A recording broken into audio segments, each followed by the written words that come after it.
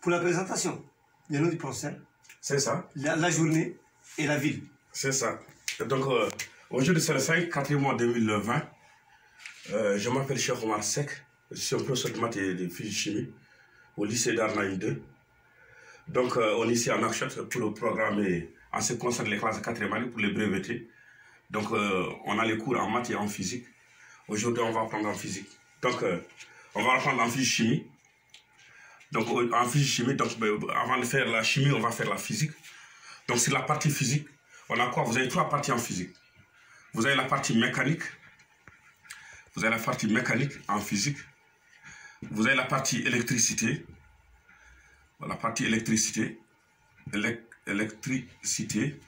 Vous avez la partie optique. Partie mécanique, partie électricité, partie optique. Sur la partie mécanique, vous avez fait les forces. Les forces, d'ailleurs, c'est ça qu'on va faire aujourd'hui. Inch'Allah. Donc, sur la partie électricité, vous avez quoi? Vous avez résistance, vous avez puissance et vous avez énergie.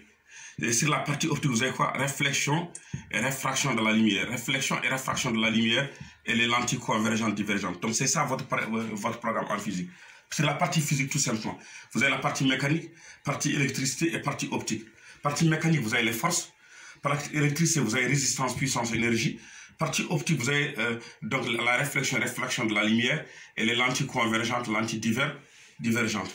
Maintenant, sur la partie mécanique, sur les forces. Dans le cadre général, vous avez fait une force. Et on vous a défini ce que signifie une force. Une force, c'est quoi? Une force, c'est une action mécanique d'un corps sur un autre. Si un corps touche un autre corps, s'il y a action entre deux corps, s'il y a attraction ou contact entre deux corps, on appelle ça une force dans le cadre général. Vous avez fait 2 types de forces, les forces de contact et les forces à distance. Les forces de contact, s'il y a l'interaction entre les deux forces, si les deux corps se touchent, donc ils exercent une force entre eux. On dit qu'on a une force de contact. Par exemple, si je pousse quelqu'un ou je tire quelque chose, ça c'est une force de contact. Il y a les forces à distance, par exemple l'attraction terrestre, si la Terre attire les objets, le poids d'un corps, vous avez fait ça en 3e année. Ou par exemple un aimant qui attire un clou, si un aimant attire un clou, ça c'est une force à distance. Et lorsque vous avez fait les forces, vous avez fait donc l'équilibre d'un corps soumis à des forces. Et lorsque vous avez fait l'équilibre d'un corps soumis à des forces, c'est ça que je voulais insister, c'est ça aujourd'hui. Vous avez l'équilibre d'un corps soumis à des forces. Et sur cet équilibre, vous avez fait 3 cas. Vous avez fait un corps déposé sur un plan horizontal. Un corps déposé sur un plan horizontal. Vous avez un corps fixé sur un support immobile avec un fil, un corps fixé sur un fil, donc à l'extrémité inférieure d'un fil, l'extrémité A ou B, donc vous avez un support ici immobile. Et vous avez le ressort, un fil d'acier enroulé sur lui-même sous forme d'hélice. Ce ressort, il peut s'allonger donc à l'effet d'une force, par exemple, quelconque. Force exercée par un corps, donc un solide S ou un autre solide, quelconque. Donc à partir de là, vous avez fait les 3 cas. Ça, c'est le premier cas, un corps déposé sur un plan horizontal. Vous avez le poids P qui est dirigé vers le bas. Vous avez la réaction R qui est dirigée vers le haut. C'est là, ici, si vous avez un corps déposé sur un plan horizontal, vous avez le poids P, c'est ça les 2 forces, vous avez la réaction R. Si vous avez un fil, vous avez la tension du fil T, vous avez le poids P. Et si vous avez le ressort, c'est la même chose. Si on a un ressort, c'est un fil d'acier enroulé sur lui-même sous forme d'hélice. Le ressort, il peut s'allonger si vous avez un corps qui est fixé sur l'extrémité inférieure du ressort.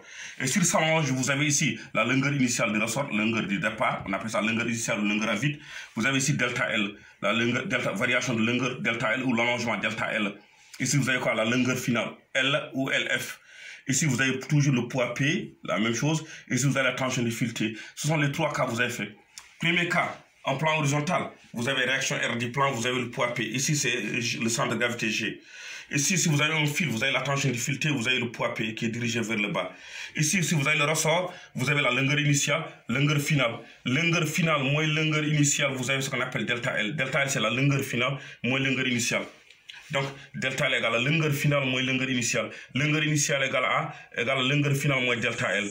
Et longueur finale égale la longueur initiale plus delta L. Et vous avez fait, lorsque vous avez fait ça c'est la représentation des forces, si on me demande quelles sont les forces qui s'exercent sur le solide. Donc ici, si on a un solide S ou M, si vous avez un plan horizontal, vous avez P et R. Si vous avez un fil, vous avez toujours T ou P. Si c'est fil ou ressort, c'est P et T. Donc ça c'est la représentation des forces. Et vous avez fait après ça ce qu'on appelle la condition d'équilibre. Pour la réaction R du plan, vous avez condition P vecteur, condition d'équilibre, plus R vecteur égale vecteur nul. P vecteur égale à quoi? P vecteur égale à moins R vecteur. et sous forme intensité P égale à R. Ça, c'est vous avez un plan horizontal. Ici, pour le fil ou le ressort, tous les deux, vous avez P plus T égale à vecteur nul. Et P vecteur égale à quoi? P vecteur égale à moins T vecteur. P égale à T sous forme d'intensité. C'est ça que vous avez fait. Si c'est fil, ressort, vous avez P et T. Si c'est un plan horizontal, vous avez R et P. Ça, on appelle ça la condition d'équilibre. Maintenant, lorsque vous avez fait les conditions d'équilibre, vous avez fait ce qu'on appelle les caractéristiques. Les caractéristiques sont nombre 4. Pour P et T et R, toutes les trois grandeurs, chacun a 4 caractéristiques. Il y a ce qu'on appelle le point d'application, il y a ce qu'on appelle le sens, il y a ce qu'on appelle la direction et l'intensité. Pour P, le point d'application, c'est le centre de gravité G du solide en question. On appelle ça le centre de gravité G. On appelle ça le point d'application de P. Le sens, toujours P, c'est du haut vers le bas. La direction, toujours verticale. Et l'intensité P égale M fois G, où P est mesuré par le dynamomètre. Pour R, le R, c'est le point d'application, c'est le point de contact entre le plan et le solide en question. C'est ça le point d'application. Le sens, c'est du bas vers le haut. La direction, c'est comme P, c'est une direction verticale. Et P égale à R sous forme d'intensité. On dit intensité ou valeur ou norme. Pour T, la même chose. T, on dit le point d'application, c'est le point d'attache, le point A, point d'attache A, ou donc le point de contact entre le fil et le solide en question.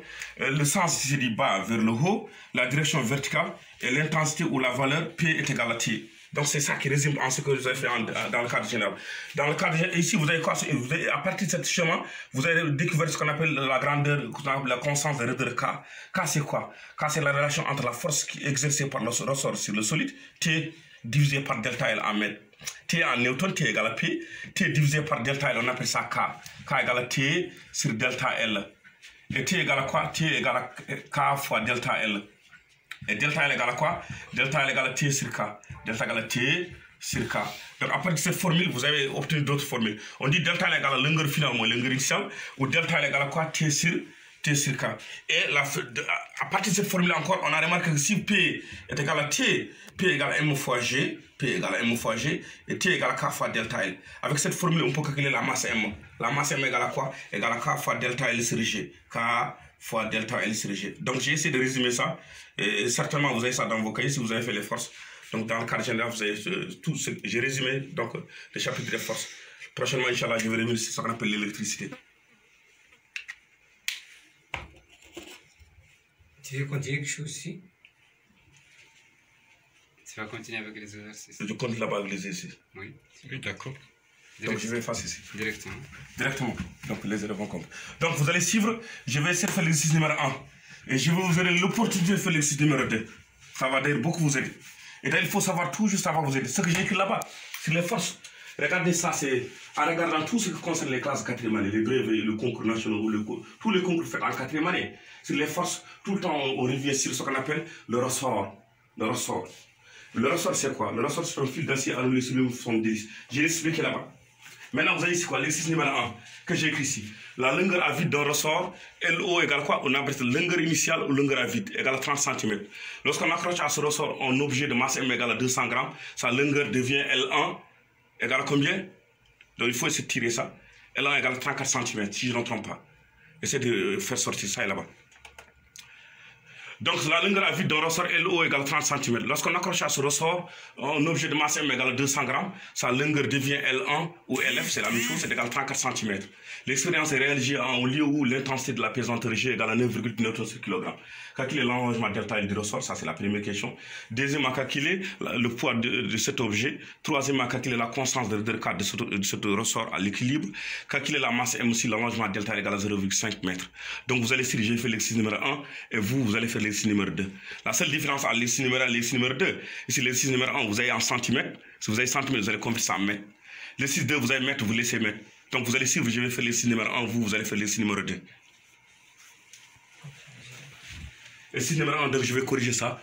Je vais corriger l'exercice numéro 1. Et vous allez faire l'exercice numéro 2. Correction de l'exercice numéro 1.